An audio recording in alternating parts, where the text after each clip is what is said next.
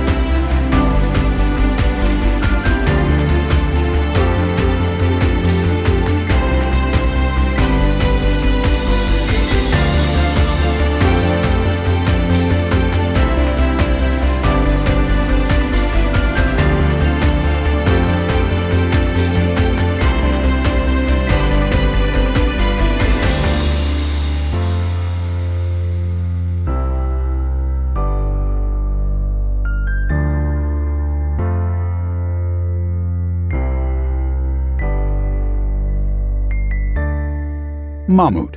Smarter, safer, stronger.